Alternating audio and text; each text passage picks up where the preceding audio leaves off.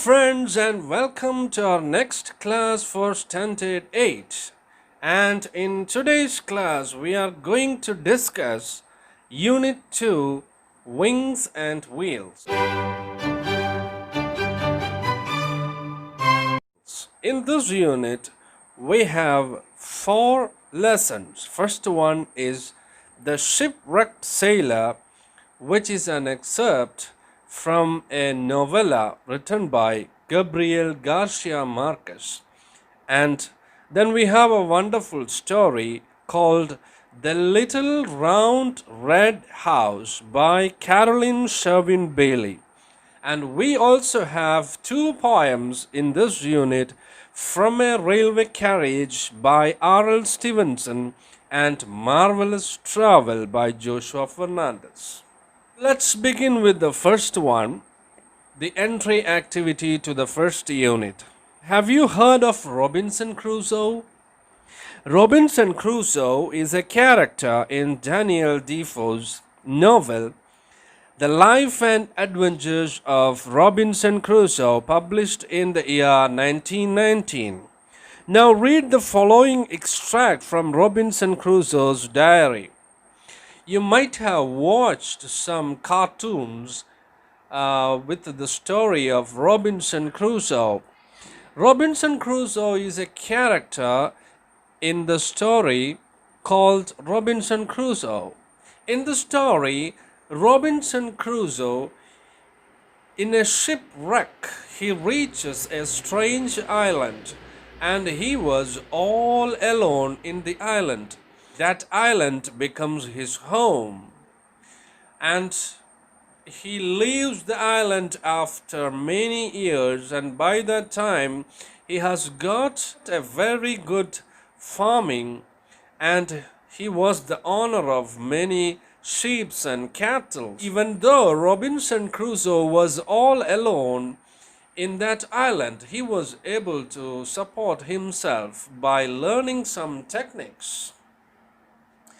So what will you do if you were in such a situation that you were forced to live in an island where there is no one else to help you?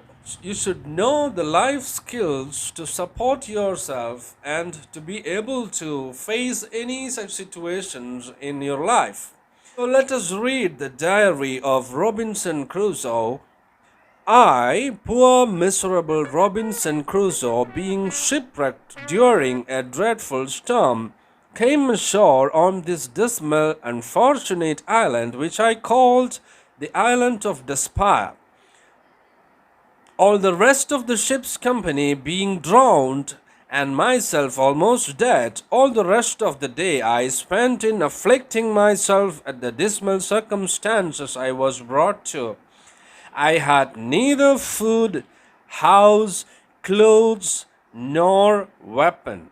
In despair, I saw nothing but death before me, either that I should be devoured by wild beasts, murdered by savages, or starved to death for want of food. At the approach of night, I slept in a tree for fear of wild creatures, but slept soundly, though it rained all night. If you read the real novel Robinson Crusoe, written by Daniel Defoe, you can understand the story of Robinson Crusoe, how he reached in this strange island because of a shipwreck, and he was forced to stay in that island for more than 20 years, till some people came that way. And when he reached the island, he faced many difficulties and problems, but he overcame all the difficulties and problems. There were many issues that he faced. The most importantly, it was a wild forest where there are wild animals. And he did not have any food or any weapons or anything that he needed to survive in such a situation. Everything is lost because his ship wrecked, and all the other people, his shipmates, were all drowned in the sea, and he was all alone. And the first day he climbed on top of a tree and tied himself to the tree and slept there, because he was so tired after swimming for many hours when he reached this island.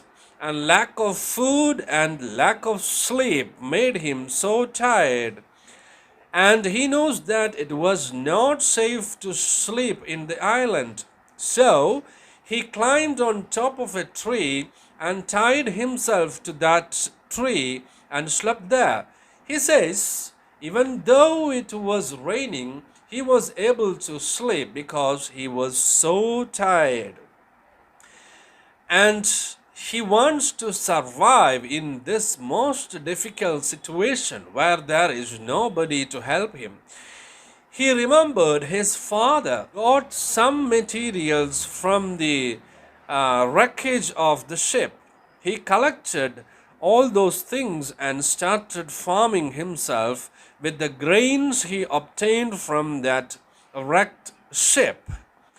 He was able to get some food by doing farming in this island, and also he was very careful not to be in danger, because it's a wild jungle, it's a wild forest. There are different types of wild animals. This is the story of Daniel Defoe's novel Robinson Crusoe, which is given as an entry activity to our main lesson. What happened to Robinson Crusoe? Why does he call the island of despair? What do you think might be the feelings of a man who is alone in a desert island? Imagine that you're going to live alone in a deserted island. You're going to be there for a week. You can ask for only 5 things to live there. What would they be, and why would you ask them? Sit in groups and discuss why you need each of them. So this is an activity that you can do in the class. Imagine that you are in that position of Robinson Crusoe. You have reached a strange island where there is nobody to help you. What will you do? How will you survive? Okay, now let's move on to our first lesson, The Shipwrecked Sailor by Gabriel Garcia Marques. Let's know something about the author. Gabriel Garcia Marques, 1928 to 2014, was a Colombian novelist, short story writer, screenwriter, and journalist. He was called affectionately Gabo. He was awarded the Neustadt International Prize for Literature in 1972 and the Nobel Prize for Literature in 1982. Marques' first major work is The Story of a Shipwrecked Sailor. That's very important because you are going to learn a small excerpt from that novella. By the way, what's a novella? Novella is a short novel, and you have got a small portion of that novel called The Story of a Shipwrecked Sailor. And his best known novels include 100 Years of Solitude in 1967, The Autumn of the Patriarch in 1975, and Love in the Time of Cholera, which was published in 1985.